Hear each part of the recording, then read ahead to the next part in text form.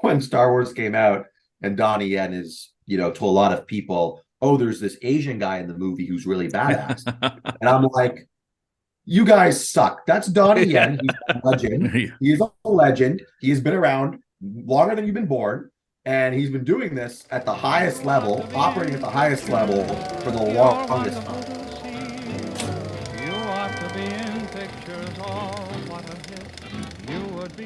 Hello, welcome back. My name is James, joined as ever by my friend Steve. And welcome to a very special episode where we are going to be talking to director Allan Ungar about his film Bandit. Hey, and if you haven't already subscribed, it would be a great favor to us. Other than that, James, let's get into our interview with Allan Ungar. There he is. Hey. Allan, how are you?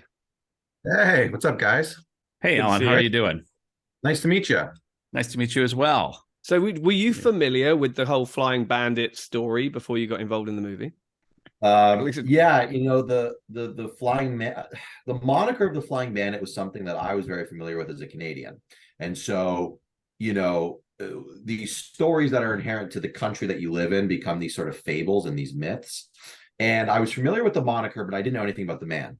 And so I got offered the project in 2017, which is when I last saw James. And I read it, I loved it, and I was like, oh my God, I can't believe I didn't know any of this, especially that he still has the record in Canada. So I picked up the book and I went and I read the book. And I was like, oh my God, this could be a 6-hour miniseries. His exploits before he even got to Canada it's crazy. And so, I fell in love with it. And then I was like, I have to do it. Was anybody attached at that point, or any of the cast or anything like that?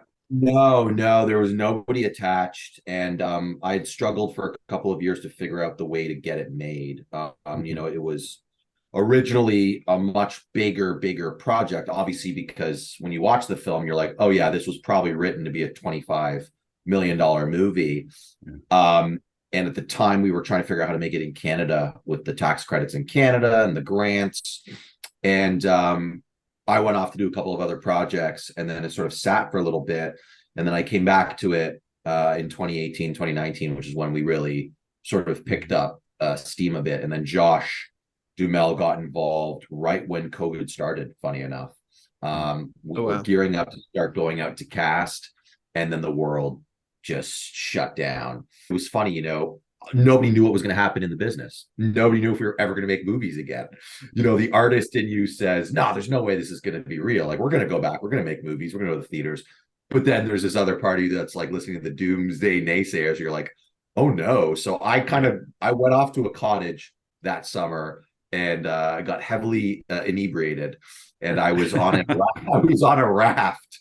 I was floating in the lake on a raft, and my wife's like, hey, your phone's ringing. And I was like, and it kept ringing, and it was my producer, and he's like, Josh wants to talk to you. And I was like, oh, like he actually read it, like he wants to do it. Because I've always been a huge fan of Josh, and I always felt that he was one of those guys who never got the credit he deserved for his abilities. He's super charming, he's super relatable and super human, which was what we needed. And, it's not like you're going to go get the George Clooney's and the Leos for this kind of thing anyway. So it became like, who is the guy that nobody's going to expect to absolutely just win your hearts? You know what I mean? And that was Josh to me. So I raced home from this cottage after sleeping it off. I left early so I could prep for this call with Josh. And then, it kind of picked up from there, and the rest sort of came together. Excellent. I mean, it's crazy thinking about sort of that moment when everything sort of shut down for COVID, because I think I was reading in the trades yesterday, we're now in beginning of April 2023, that next month they're going to be finally lifting the last of the COVID restrictions in Hollywood. And it's like, well, it's interesting. In the US, the jury is still out on what's going to happen in Hollywood, but I don't know how they'll be able to police that once the CDC has already done that since last August. And then the country itself is sort of, obviously everybody's divided. There's people who really think that we need the measures on sets. And then there's other people who think it's just sort of a racket to make money for this position. Yeah. So, it's been a minute, but yeah. Alan, we're here in Hong Kong, and our restrictions just ended a month ago, and it was just crazy draconian. And we still have now, first time in like 3 years, we don't have to wear a mask outside, but you still have 80% of the population that still wears a mask. It's just, Well, you guys had it good at the beginning. We did. There was this reversal. Yeah. There was like Hong Kong, because I have friends in Hong Kong, and Australia and New Zealand. And they were like going to concerts while Toronto was I'm from Toronto. I live in Toronto. Very draconian as well. And I remember it was so crazy to the point where down the street from where I lived at a certain intersection that I could see from where I lived, it was another district, another borough. Their rules and laws were different. So their restaurants across the street were open, but everything on my side of the neighborhood was shut down. Oh, wow. And and at that point, I was on Instagram seeing my friends going to like concerts and parties in Hong Kong and Australia. And I was like, oh, these guys have it so good. I mean, they sort of locked us into a bubble. So, we had to wear masks and that, but the actual like COVID cases were like nothing at all for such a long time. And then they eventually, that's what happens. No one built up a natural resistance to it at all. So after sort of 2 years, they were like, okay, well, we're going to loosen it a little bit. And then everybody got COVID. Like end of last year, just like it just ripped through the city and everybody got it. And it was like, oh, great. After sort of 2 years. But so you were actually shooting at the height of the COVID restrictions? Yeah, it's crazy. So when Josh came on board, we were 7 months into COVID. And then we had no clue if the movie was going to get made. I mean, obviously in Hollywood, you never know if the movie's going to get made, but then you throw in a pandemic and you're like, okay.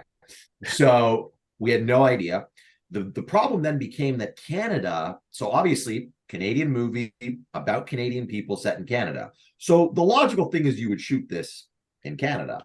They shoot everything else in Canada. So yeah. Well, that's the thing. And so because of COVID, I think we are the only film in history to be set in Canada and shot in the US. And wow. What happened was there was similar to I think what you guys went through. If you were coming into the country, regardless of what the purpose was, tourist, work, you had to sit in a hotel for 14 days in quarantine. Yeah. And whether you're a big studio film or an independent film, that's costly. That's really costly. You got to pay an additional fee, the per diems, the food, the housing. It's not really practical. And so if you are an actor like Mel, for instance, who's going to work for 1 week, how do you justify spending more time in a hotel than the work that you're there to do? It makes no sense. They got to talk to the Hong Kong government because Nicole Kidman did it, right, James? Oh yeah, Nicole Kidman flew in here, and the whole city just lost its marbles because she got to circumvent COVID. And I spent 14 days in a hotel room, and I tell you, it's the worst. So yeah, when you read about it, it is a little irritating. Avatar, they did it in New Zealand. Cameron, all of them, they had similar sort of issues, and there was a lot of scandal around like if they actually had to quarantine like everybody else, or they had sort of a special pass from the government. But it just became we couldn't do it. Canada, however absurd it felt at the time, it was no longer an option. And so the producer that I had developed it with as a Canadian producer in Canada with certain grants was like, I have to take a back seat because you guys have to go to the US and figure this out in the US. And then it became about, okay, well, where are we going to shoot that I can recreate 1980s Canada in the US? And so we landed on Georgia. Obviously, the tax credits in Georgia are phenomenal. The infrastructure is phenomenal. And I figured that I could take Atlanta and double Atlanta for Vancouver. And I was like, okay, I could do that. And then I could take rural Georgia and double it for rural Ontario, which is essentially the Pembroke part of it is all rural. And right.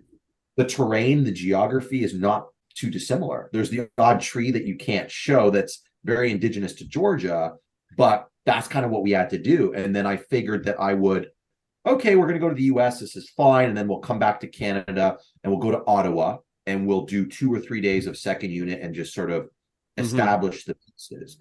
And that's what we ended up doing. We shot the whole movie in Georgia. Wow. I mean, I've never been to Georgia, but I wouldn't know. I just assumed, Yeah. okay, yeah, this is Canada. Okay, I literally never been to Georgia either. Never. Yeah, I've been through Georgia. I couldn't tell that it wasn't rural Ontario. I do have to say, Alan, that when James and I reviewed the film, I don't think I've gone into a film knowing less about it in recent months. Like Bandit could have been, the drug war on the Texas Mexican border or something. Had no idea.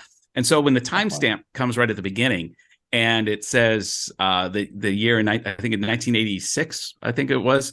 And then it says London. I thought, oh, great. I haven't been to London in a while. I've just bought tickets for London. It's going to be a movie set in London. And then it went Ontario.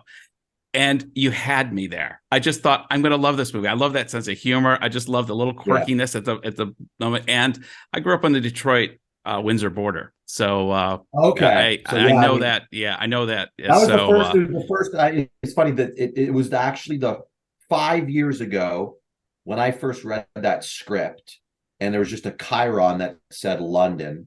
It was the first idea I actually ever had. The reason I wanted to make the movie, as crazy as it sounds, beyond the story being incredible and very fascinating and just sort of larger than life. The reason I wanted to make this movie was for the gag at the very beginning where it said London and then it said Canada. That was one of the things that it was the first idea that I had. I'm like, oh, I have to make this. Well, know that it worked on me. Well, it's funny. The movie just came out in the UK and through most of Europe. And I heard that gag played pretty well. Yeah. Nice. Excellent. Oh, okay. Well, we've got to talk about Mel Gibson. So how did that even come about? I mean, at what point did he get involved? Was he your idea for the casting, and how do you work with Mel Gibson? So very early on in the process, Tommy was a bit of a smaller character. He's a very integral part of the book, very integral part of the real life story. But the first draft was quite different and didn't have a lot of those really fun scenes, like where he makes a bet that he can rob a bank in 3 minutes, and some of those really fun highlight the culture club Boy George stuff didn't exist, and neither did the scene at the end of the film where they're in the house together, where he's kind of warning him not to go back. And I think we had floated like an Ed Harris type of guy for a minute. And then as we discussed, the need as an independent film to figure out your financing, you kind of need those big stars. We sort of started talking about who would the perfect guy be if we needed a big star to do this. And Mel was the first, like literally the first creative choice we had, because he was like a dead ringer, like a total doppelganger for the real Tommy Craig. Like there's in the press kit, I don't know if you saw it, but like there's a side by side of these guys. And the only difference is that Tommy was maybe 60 pounds heavier. The joke is that in Ottawa in the 80s, he was called the Fat Man. And Mel made a movie in Ottawa called Fat Man, which I thought was hilarious. So it just felt like he was the guy. And so the producers that came on once we shifted to the US, I mean, we hadn't gone down yet. Prep hadn't started. We were still sort of casting the film. They were like, what do you think of Mel Gibson? And I was like, oh my God, yeah. I mean, we've been talking about Mel forever now. And so they said, well, we're gonna send it to him. And I don't know, a week later, he signed on to do it. He was taken by the story. He watched the documentary, and then I got on a call with him. And I'm a young soul, but I love old Hollywood anecdotes. And so we kind of just started talking like old pals. And yeah, we got along really well, and we built a trust and a respect for each other. And it was great. He was incredibly professional and courteous and patient, and he came with great ideas. He has a knack for ad-libbing. And it's funny, after working with him, I went back and I was watching one of the Lethal Weapons, and the exact same ad-lib was in there. And the reason I knew it was an ad-lib is because he came up with it on set. So when I went back and watched one of these scenes that I saw as a kid, I was like, oh my God, this is an ad-lib. That is not in the script. And I know that's an ad-lib because I know him now and I know how he thinks. And so watching him sort of come to life in the moment, sort of between, action and cut, it's like a bucket list thing for me. I've worked with Danny now, I've worked with Mel. Right. So, I've checked that off my bucket list. But yeah, he was great, honestly. And, there's this sort of intimidation factor that you wonder about. And for me, I guess once we had that first conversation, that goes out the window. And then, as a director, you're there to do a job. And you treat him like you treat anybody else. He's there for a specific role and a purpose. And yeah, he was very fond of the film afterwards. He told me that whether I like your film or not, I'll watch it. But even if I don't like it, the experience working with you was really, really solid. I think you're great. And that meant a lot to me. And, That's what you want to hear, right? So yeah. As a director, he's never made a bad movie. Like as a director, a lot of people would argue that he has not made a bad film as a filmmaker. And so he watched it, he loved it, and he agreed to do press for the film. He supported it. He wasn't able to make the premiere, but he did, I think, like 2 junkets for us. And it was incredible. It was amazing. That's awesome. Yeah, because I was thinking, it's like, how do you direct someone who's not only just sort of this sort of Titanic star, but is also an Oscar-winning director as well? So how do you come to him and go, you know what, a little less of this, a little, or do you just kind of have to, like you say, build the trust ahead of time and then just let him do his thing? He stays in his lane, honestly. I mean, it crossed my mind at one point if he would chime in, but the way that I work is I always let the actors know from the composition to what I'm getting in the shot. I think he felt to a certain extent that we'd already built a trust, so that was there. But I think he was like, okay, I'm in good hands. He knows what he's talking about technically. He's very clear about creatively what he's looking for. And so he stayed in his lane. There was never even a joke about he would have done it this way or how are you going to shoot this. It was, and that's what I mean by very courteous and respectful in the process. Yeah. That's great. Good to hear. Yeah. Oh, I've always heard over the years he can be quite magnanimous on a set, but he can also be a bit of a prankster. Was there any of that element going on, or was it a little more? Maybe that's something on a set that he's directing himself. But it's funny. I don't think there was any pranks, but I kind of always joked to people that asked like what he was like. I was like, he's like having a dirty uncle. And so he's always cracking jokes, always telling anecdotes, always sort of having fun and keeping things light. So no pranks that I can recall, although not that this was a prank, but I remember I was in his trailer. We were kind of talking and it was really hot. So the door was open, and even though the AC was blasting, and we were in the middle of talking, and I remember hearing this faint jazz riff. And I'm just like, what the hell is that? And I poked my head out of his trailer, and in the adjacent parking lot, because people knew in this small town that we were in that it's like Josh Duhamel, Mel Gibson, Alicia Cuthbert, there's lurkers naturally. Sure. Some guy was in his SUV blasting Michael Kamen's score from an Eric Clapton score from Lethal Weapon. Oh, just in tribute. Yeah. I don't know if it was to get his attention or if it was just in jest, but that was the closest thing to like a prank or just something that was bizarre and ludicrous that happened. It was pretty funny. James, I think I'd love to sit around with you and listen to Mel Gibson's anecdotes of Hollywood. That would be fantastic. Oh, absolutely. But I was reading that part of the production, because you had to change location and what have you, that you actually had to sort of really kind of scale back, and that it was originally supposed to be sort of 35 days and you had to bring it in 20 or something. And at some point you were sort of remotely directing 3 different units at once or something like that. How do you deal with that? Yeah, it was crazy. I mean, the movie, and obviously COVID costs become a real thing. You hear about the premium, and people don't realize, and this is why there's such a divide in the business right now, is that the amount of money that gets spent on testing and masks and protocols, that's a day of shooting. That's 2 days of shooting. You can't get that back. And so when we were in Canada pre-COVID, this was like a 35-day shoot, $15-20 million movie. And then naturally that had to sort of scale back. And so I was asked if I could do it in 20 days. And I said, I can't do it in 25 days. I don't even know how to do that in 20 days. And luckily, I'm very big on prep. So I always am sort of ready for any curveball. I have to be adaptable. The big thing about directing that a lot of people don't realize is it's not just rooted in creativity. You are a problem solver. You have to solve problems in real time.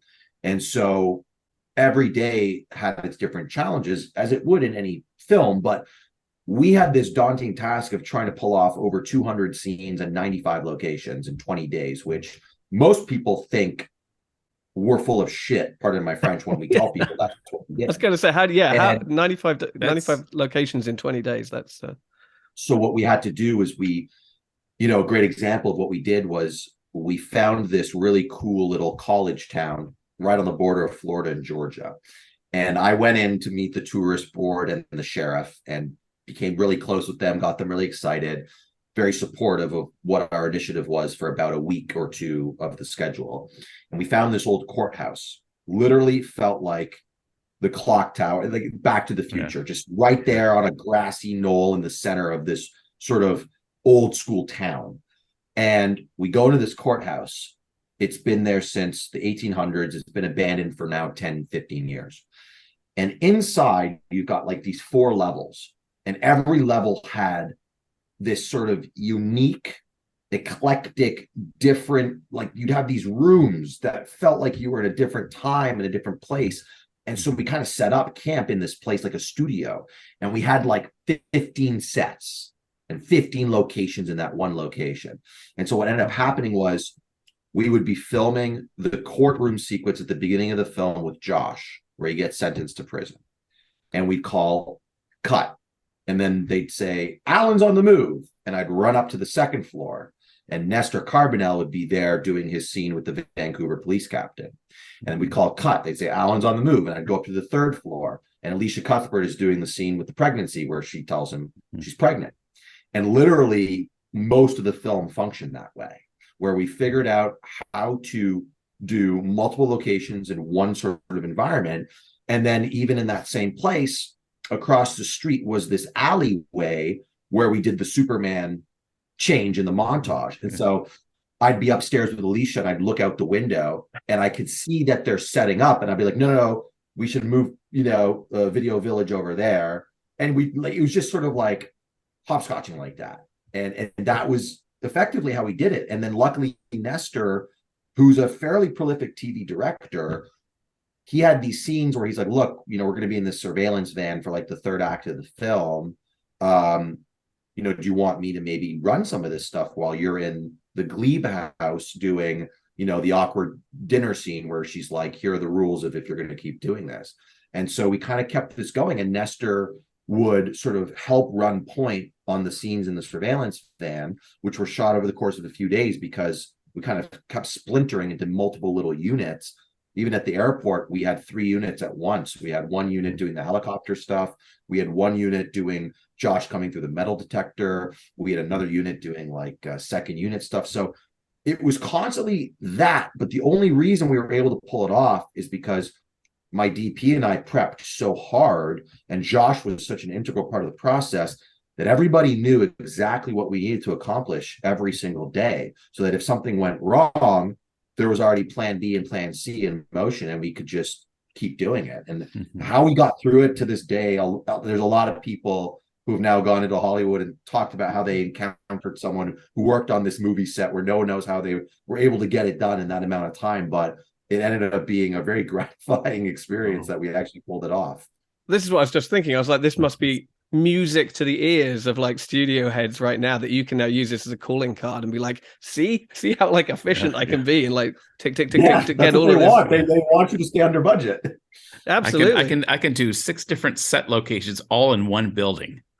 Yeah, I mean, it's not something new. I mean, it's been done in Hollywood for a very long time, even on studio movies that are $60 million. Because it doesn't matter how big or small the movie is.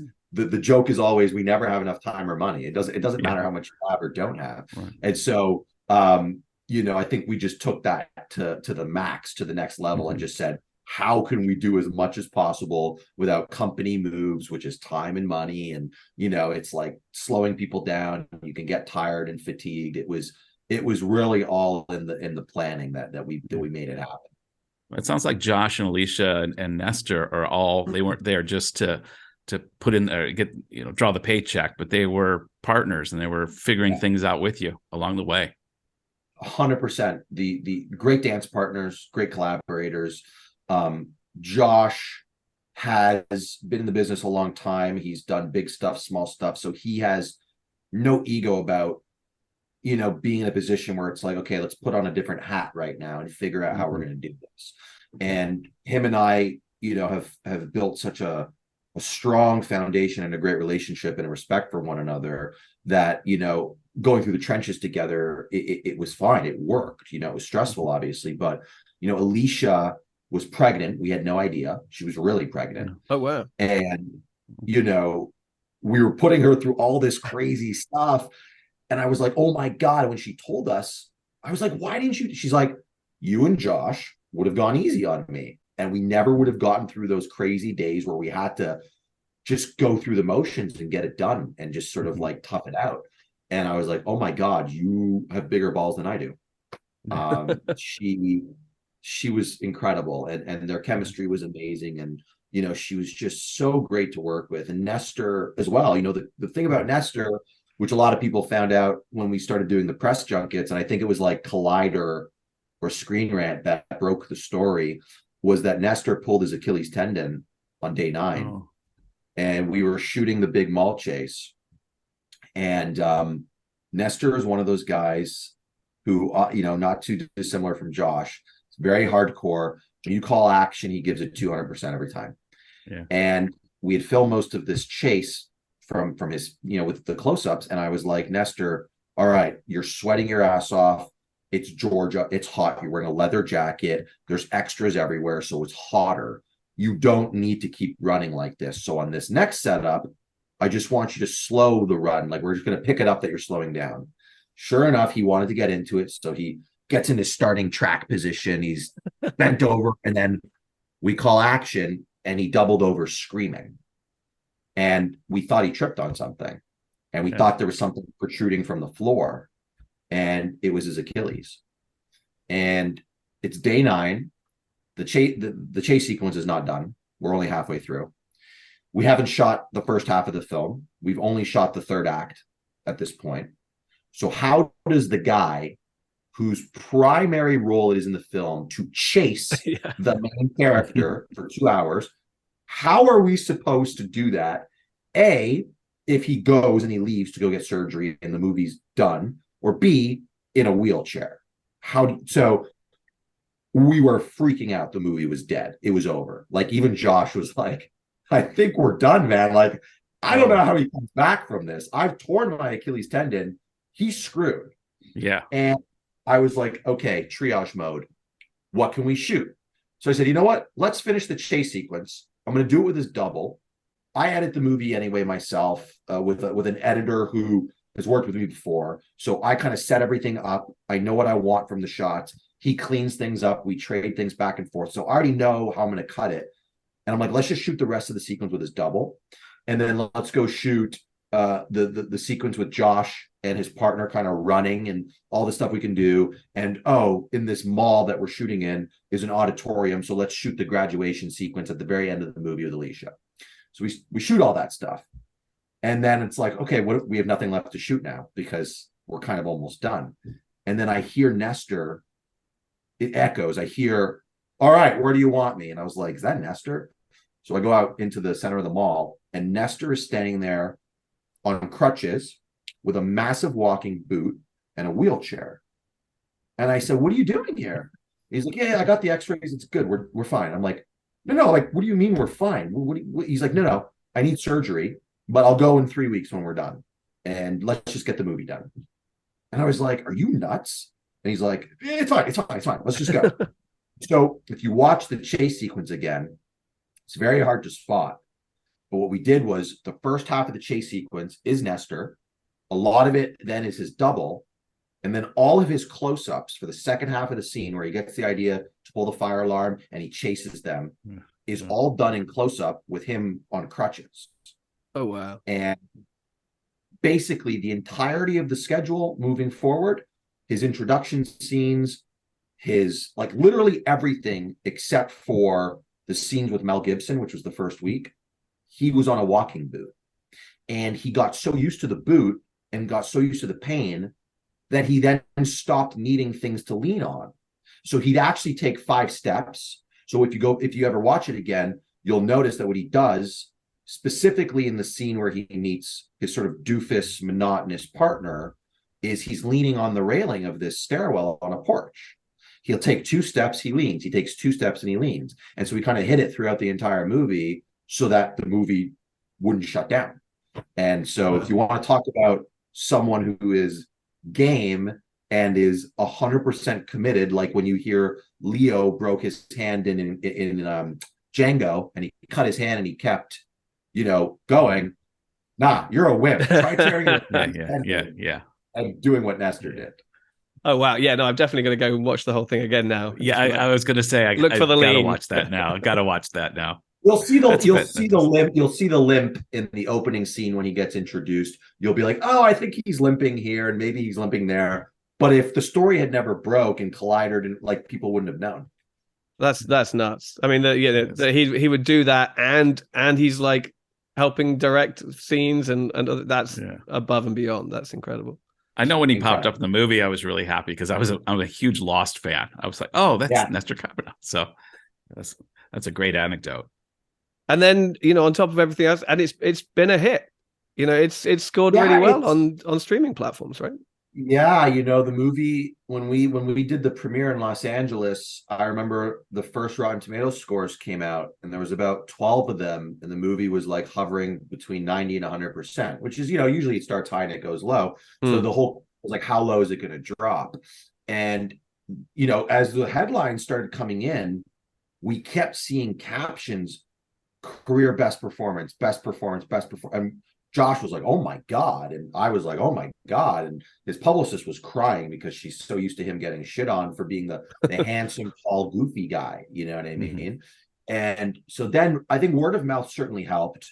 The movie, we opened in 100 theaters, which for an indie movie is good. It's fine for like a traditional day and date, but it grossed a lot of money in 100 theaters. And then we ended up being number 1 on Apple TV. It became a Paramount Plus original in Canada. It was number 1 for a week. When it came out in the UK, it was number 1 for like 3 weeks, and it's been sitting in the top 2 or 3 for the last month. So like the movie just kind of keeps catching steam, and then people are seeing it on airplanes, and then I was in a store and I heard an old woman talking about a movie she saw on a plane. And I was like, oh my God, people are actually kind of seeing the movie, because you never know with these films, like, with this kind of cast, it's like, does it go and just sort of live under the radar as a direct-to-video thing, or does it find a little bit of a life? And I think because the reviews were really good for the film, and because people were really curious to see Mel do something like this, and because thankfully there was a little bit of a marketing budget behind it from the distributor, it's managed to sort of, I think, exceed a lot of people's expectations just for this sort of like little indie movie, Yeah. I mean, absolutely. I mean, and that includes me too. I'd seen Gridlocked, and I was like, okay, I know where you're at. And then you had a new movie coming out, and so I kind of thought I knew what I was expecting, if you like. And then it operates on a scale, it's the next step up, like you're saying, there's so much location stuff, and bigger stars, and there's more action. The whole thing just felt sort of bigger and more kinetic, and more like a sort of a studio movie. And I was like, okay, yeah, all right. Yeah, Alan's on the up, so this is great. Yeah, that happened with a lot of people. It was funny, look, you never know what the cards have in store for you, and you do the best that you can. You go with your gut, you go with your instinct. And it's funny for me as a filmmaker, when I started what I call my first chapter, I was 22 when I made my first movie. Like, what did I know? I thought I knew, but what did I really know? And Michael Biehn was the first actor I ever worked with. So it was like, I was very lucky as I've been coming up. I've been sort of working with the people that I grew up watching, which is really nice. And it resonates with me on a very profound level. And I had sort of started to get this rep as the kind of like, you see the poster because it's usually out of your control, and you see the cast, so you kind of expect it to be one thing. And then I had 2 movies at that point, and by the time Gridlocked had premiered at festivals and Netflix bought it, they're like, oh, it's the guy that makes those movies that you don't think are going to be good, and they're good. And I'm like, I don't like that. I don't want people to expect shit. And right. I remember we were at Fantastic Fest in Austin when Gridlocked was screening that year. And the year before, it was John Wick was the action movie. And this year there was no action movie. It was like we were like one of the only action movies. And I remember someone was walking through the halls of the Alamo Draft House and said, "There's a movie at Fantastic Fest with Dominic Purcell. Oh, what the hell is going on? That's weird." And then, the movie screened and it kind of did gangbusters, and Variety wrote this great review, and people were like, "Oh, this is like kind of fun and this is cool." So then it was like, okay, what's this guy going to do next? And it puts a lot of pressure on you, and you're sort of like, okay, you need to have the willpower to say no to the kind of movies that everyone thinks you should do or wants you to do. Yeah. And, you can only turn those down for so long, to the point that you need money, or you need to figure out how to make a.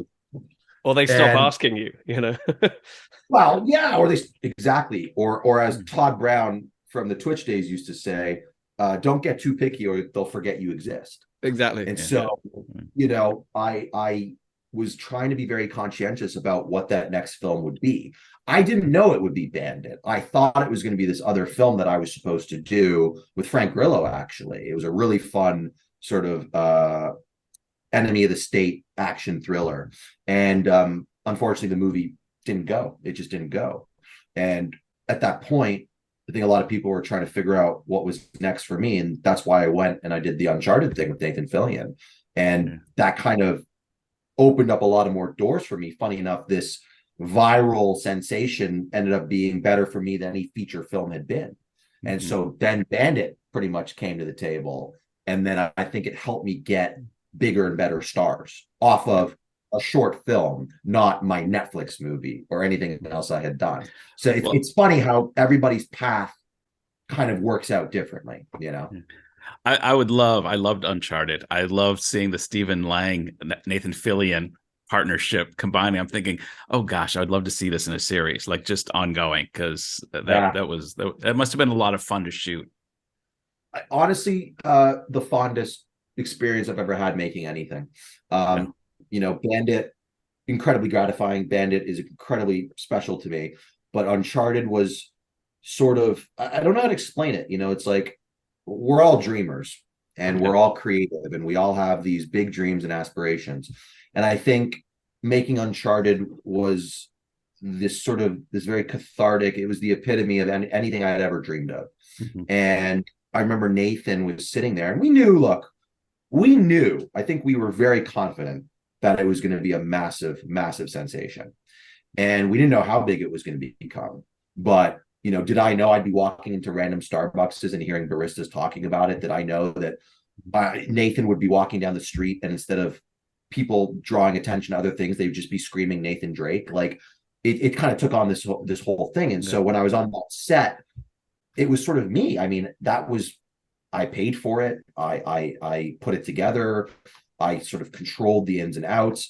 It was the calmest. My Bandit writer likes to joke that I thrive in the chaos, as a lot of directors do, and I can get really stressed. But no stress on that 5-day shoot. Like it was the calmest and most fun I think any of the people that I had worked with also had been, and we had a great time. And Steven, came in and was like, "All right, I like you. Gridlock was great.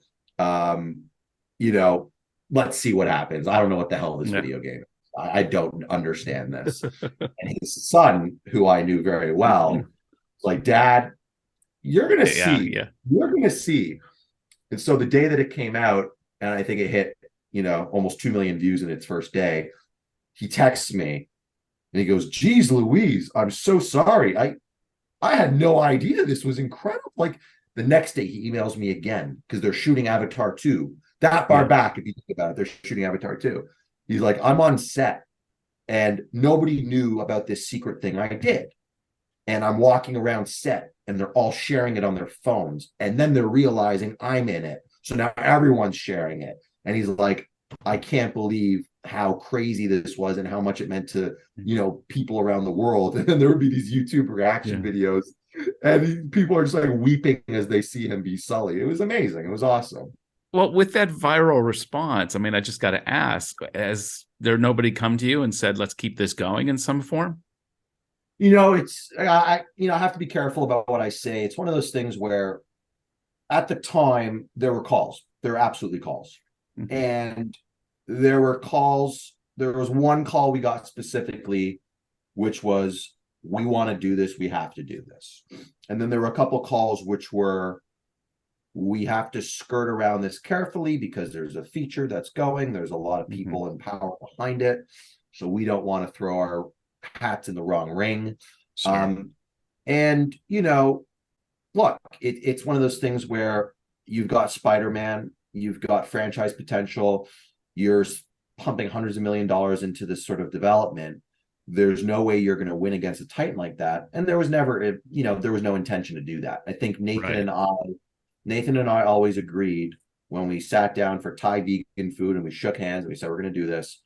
We said, regardless of what happens, because you never know whether it becomes the Deadpool thing that turns into a movie or just turns into, the Portal short film by Dan Trachtenberg. If this lives and dies as a 15-minute short, we've more than accomplished everything we set out to do. And there's nothing that we aspire to do beyond that. So we had already been, sort of at peace with it. But the campaigns on the internet and the fan support was very overwhelming. And to this day, is still overwhelming. There's still articles on major trades and pop culture sites that talk about it and saying, why didn't they do a YouTube digital series or a Netflix series? And, because the truth is that I think that at this time, look, today I think it would be a little different. 10 years ago, 5 years ago, whatever it is, people didn't really understand the bandwagoning of gaming IP. And I was always preaching to people that, hey, you've got DC, you've got Marvel, you've got these universes. You've got different actors and actresses playing the same characters across different formats and mediums. You've got Viola Davis playing Amanda Waller in a theatrical exhibition, and you have a different actress playing the exact same character on network television on the CW network. Okay. So whoever's behind the scenes on that is saying there's different entry points for exploitation and profitability to tell these different stories in this vast world.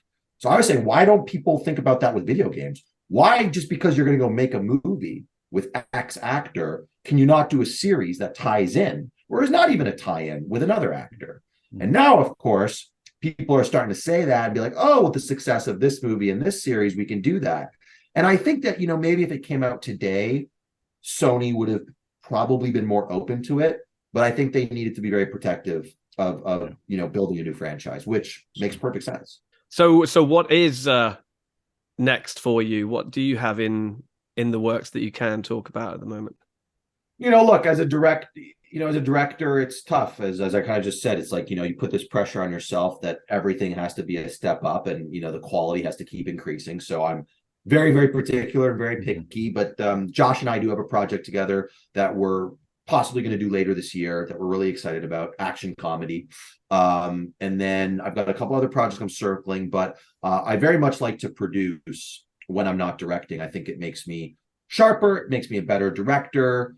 And then, sort of when you're doing the other role, you kind of have an understanding of what they're going through. And so I just produced a film with Nicolas Cage and Joel Kinnaman called Sympathy for the Devil, which will be out in theaters July 28th. RLJ's releasing it. They did Mandy, and they've done some of his other films. So that's a fun one. We shot that in Vegas.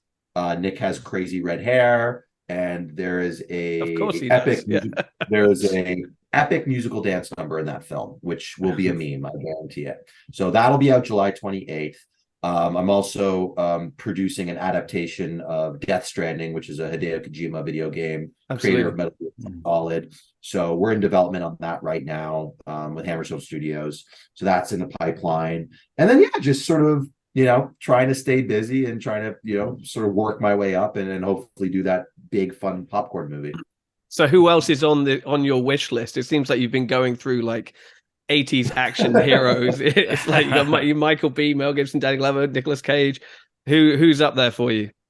It's tough, it's like you can't help but say you want to work with Stallone and Schwarzenegger and all those guys, but look, I think that there's so many great young talent coming out of the woodwork now, and then there's of course there's like the Ryan Reynolds of the world who's sort of been dominant and established themselves in recent years, but I definitely think Frank Grillo and I have unfinished business because we were supposed to do a film together. So I'd love to still work with him at some point. A huge fan of John Barenthal. Love to find, Mhm. these are the kinds of actors who are Yeah.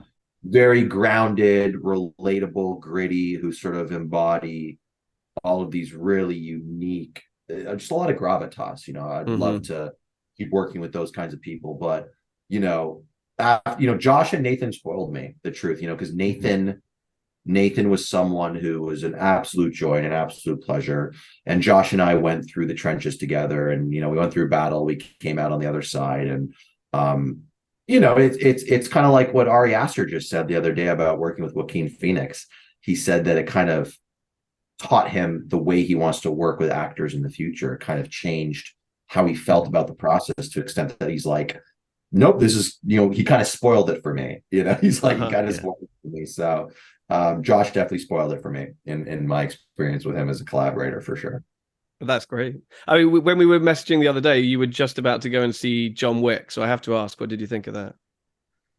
I loved it. Yeah. It's funny. I was actually supposed to meet with Chad I don't know, a couple months ago, and then he kind of got pulled it because they his company was a huge fan of the Uncharted thing, and they loved Bandit, and they knew that Sure. I was I'm a huge action aficionado, and the reason that I decided to stop doing hardcore action like Gridlock and do a character drama is because it becomes a lot more important when you're trying to cast people, and when you don't have the budget, time, or resources. You just end up doing action wrong, and I'm never going to sort of set myself up to fail that way. And so I was so excited to talk to him about it. We didn't get to meet, unfortunately. I'm sure we will later, but that movie was triumphant. I mean, it just everything about it worked. And when you think about it and you pare it down, the movies from sort of a mass consumer standpoint, there's not a lot to them. Like they're very simple films. There's Yeah. not a Yeah. lot to it. And obviously that article came out about Keanu only having 380 words or whatever it was. And it's like, yeah, I mean, you don't need more than that. It kind of works. It's sort of like, not that anybody ever teaches you this in film school or screenwriting 101. It's like they build these incredible set pieces and they kind of work backwards and kind of craft the story around it. I loved it. I could have sat for another 3 hours, no problem. Like, how'd you guys feel Mhm. about it? Oh yeah, pretty much Yeah. exactly the same. I mean, from that opening edit lifted from Lawrence of Arabia at the beginning, Lawrence Fishburne blows out the match at the beginning. I was kind of like, oh, I see. You're going. This is you're throwing The down the references gauntlet. were huge in it, actually. I mean, the Warriors, Yeah. the Yeah. war, like, and a lot of people say Hotline Miami, but there's this great video game called the Hong Kong Massacre. I don't know if you've heard of it. No, Um, don't know that. Yeah. Awesome video game. It's called the Hong Kong Massacre. It's a top-down 3D shooter. As soon as the camera came up into a top-down shot in that third act, Oh, Yes. I was okay. like, Yes. I know that oh, shot. Yeah. I was like, Hong Kong Massacre. And my friend's like, no, it's Hotline Miami. I'm like, no, no, no, no, it's Hong Kong. And then Chad did an interview and he's like, oh, yeah, I played this game called the Hong Kong. Literally look it up after we talk. You'll be like, oh, because this whole thing was the way he was shooting with the shotgun and other things is that when you do it from a different perspective, it feels more powerful. The flame is bigger. And that's the whole thing about that video game. When you play it, is Mhm. it's like you click your mouse button and you shoot, and it just has such an impact. So yeah, the video game reference, the Lawrence of Arabia, the Warriors, like, oh my God, it was incredible. It was Yeah, nuts. normally I have a real problem with 3 hour movies. They're usually bloated. You could usually cut 45 minutes out of it. I could say I didn't feel that way in John Wick 4. It was, Nobody I know did. I mean, that's yeah. that's the beauty of something that really moves. And running time is a very divisive topic now more than ever. Look, I went through it. Okay, the way John Wick was 3 hours and 45 minutes in their first cut. They said, Yeah. and they were like, "Oh, we're fucked." Yeah. And my first cut of Bandit was 2 hours and 45 minutes. Okay. And I was like, we are greatly screwed. Like, we are so screwed. And so, when I heard this movie was going to be almost 3 hours, a lot of people were like sort of alarmed by it. And I was like, no, I think it's going to be great. I think it's going to Yeah. be Yeah. awesome. They know what they're doing. Yeah, I mean, just seeing that, and it's doing so well. And then I don't know if you've had time to see it, but the trailer for Extraction 2 just dropped. I saw it today. Yeah, and it seems like okay, we're kind of back in that zone again, where it's like it's real stunt based, choreography based, action is really kind Here, of still. finally, like So finally. Yeah, I figured you'd have an opinion on that. No, I do. It's like, and look, even though Gridlock was a small film, we did everything practically. We certainly had a lot of people in the action community who were fans of it. It's why I went up for Expendables 4, and there are other studio movies I went up for because of my passion for practicality and stunts. And I've been lobbying for years, like a lot of people, that there should be an Oscar. I mean, when you go and you see a trailer for John Wick 4, you see a trailer for Extraction. Yeah, it's Chris Hemsworth, it's Keanu Reeves, but you're going because of the action and the stunts. Like, that's a big reason that you're going. And so literally the most fundamental sales gimmick, the sales tactic of getting a consumer to go to a movie is for these guys, yet you're not going to give them their own category at the Oscars. It's mind-blowing to me. And it's like when we first met many years ago, I didn't shy away from it. Like, I watch Hong Kong cinema. I've been watching, I've been watching everything from around the world in the action genre as long as I could remember watching movies. And so I love what we're seeing, with these sort of stunt coordinators getting a shot to do, even right now I'm working on a project that I'm writing actually, with a brilliant action designer named Dave Satarsky, who is German. And he just did this new Sam Raimi film, which I'm going to give you guys a tip and put this on your radar, because mark my words, when this film comes out later this year or next year with Bill Skarsgård, I believe it's going to do what The Raid did over a decade for action. And if I'm wrong, you can have me back on, you can razz me and make fun of me. But a friend of mine just went to the Sam Raimi film. It's called Boy Kills World. It's Bill Skarsgård. You might have seen photos of him looking super jacked that came out in the trades 6 months ago. And I went and I've seen a couple cuts of the film because my friends made it. And I was like, oh my God, blown away by the action. And Bill trained and he did all his stunts, and it's phenomenal. And the action director on that is someone I'm working with right now. From obviously I'm writing it, I'm not directing it, but we often talk about obscure action films. We often talk about real life martial arts philosophy. I do not do martial arts. I'm very out of shape. I'm not athletic in any way, but I love that kind of stuff. And so I'm a huge fan of giving those people opportunities to do something really different and elevated. Absolutely. Yeah. And it's just so great. I mean, just seeing that kind of integration now in the most mainstream of movies. You're seeing sort of Donnie Yen in Star Wars, or, I mean, look at Everything Everywhere All at Once. That is amongst the many things that it is. It's this celebration of like classic old Hong Kong kung fu. And it's like, it couldn't have come, at a better time. There is this sort of sense of superhero fatigue, shall we say, or whatever it is. And I think people are just looking for something a little bit more tangible. Well, it's frustrating for people like us who have been fans of that for so long. And I remember when when Star Wars came out and Donnie Yen is, to a lot of people, oh, there's this Asian guy in the movie who's really badass. And I'm like, you guys suck. That's Donnie Yen. He's a legend. He's a legend. He's been around longer than you've been born. And he's been doing this at the highest level, operating at the highest level for the longest time. And it was so funny when that happened because, he had those action sequences, which I didn't think were that great. And people were like, oh, this is so cool. And I'm like, no, go watch Killzone. Go watch literally anything else he's ever made. Like, this is so watered down, It was really funny when that happened when it first came out. I was having a bit of that when Tony Leung was getting all that press for being in Shang-Chi. And they're like, so what's your favorite Marvel movie? It's like, can you just go talk to him about like his 30-year career for a minute? Talk to him about Hard Boiled or literally anything. Yeah. Like, still my favorite Hong Kong movie. It's very funny how that happens. And obviously, Donnie specifically, chose not to work in Hollywood for specific reasons. And so, went back. Listen, he was already a star from the 80s. He like obviously got to the point that like, in the mid 2000s when he really started to blow up to the height of his fame, but he'd always kind of been around. And Tony always been around. I mean, I think they were just like, I think Tony keeps getting like awards and accolades, like lifetime achievement things. I thought I just read something that he's getting something special somewhere, but like, Yeah, Yeah, I Venice, saw I that think too. somewhere like Yeah. that later this year. But yeah, I was at the Asian Film Awards a couple of weeks ago, and he got like a special recognition for lifetime achievement. And it's like, come on, he's got plenty of gas left in the tank, I reckon.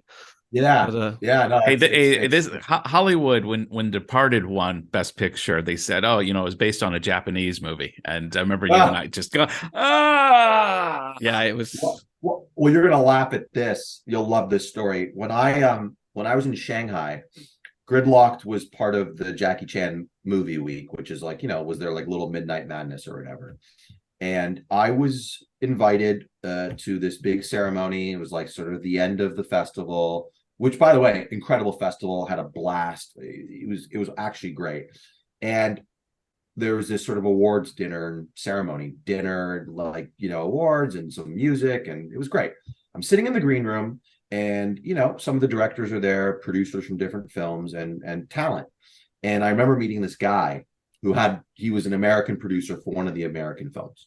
And I'm speaking to someone else, and I'm a huge action movie and nerd and Hong Kong cinema nerd. And so, I see Teddy Chan is there, Wu Jing is there, and there's other people there.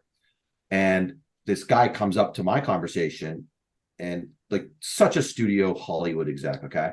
He's like, "Hey, you really seem to know who some of these people are. Can you like give me the tip? I'm just curious." I'm like, "Yeah, that's Wu Jing. These are the movies that he's known for. Teddy directed, these movies. And Sam Raimi is also here, funny enough, walking around because he's one of the judges." So I give this guy the 411.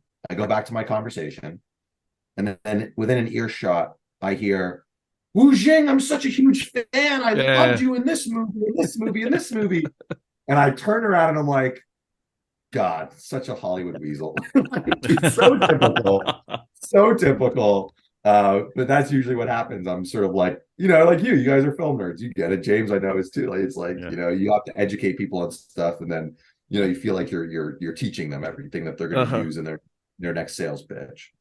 I thought I knew stuff, Alan, until I met James, and now I learn a lot from this guy." I can imagine. I think he even embarrasses me. Oh no, but but even I'm like, yeah, well, I don't know half as much as that guy does or that guy does. So we're all on a curve. So That's do fine. Evens what out we in the can. wash. Do what we can. And it's been Yeah, great. It's been great catching up. Oh, my pleasure. Thank you for having me on, and thanks for checking out the film.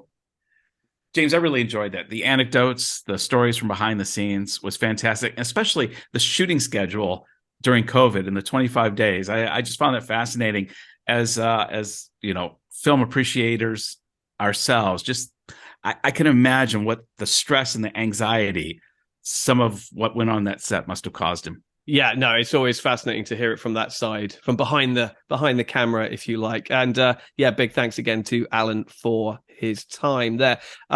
If you haven't seen any of Allan's movies, Bandit is streaming on many platforms around the world. I think it's on iTunes in some places, Apple in some places, Amazon Prime in some places. We have also reviewed the film here. So find that in our feed. Gridlocked is on Netflix as far as I'm aware, and his Uncharted short should be easily findable on YouTube. We'll probably put some links down there. Till next episode. Bye-bye. Bye-bye. You ought to be in pictures. Oh, what a hit you would be.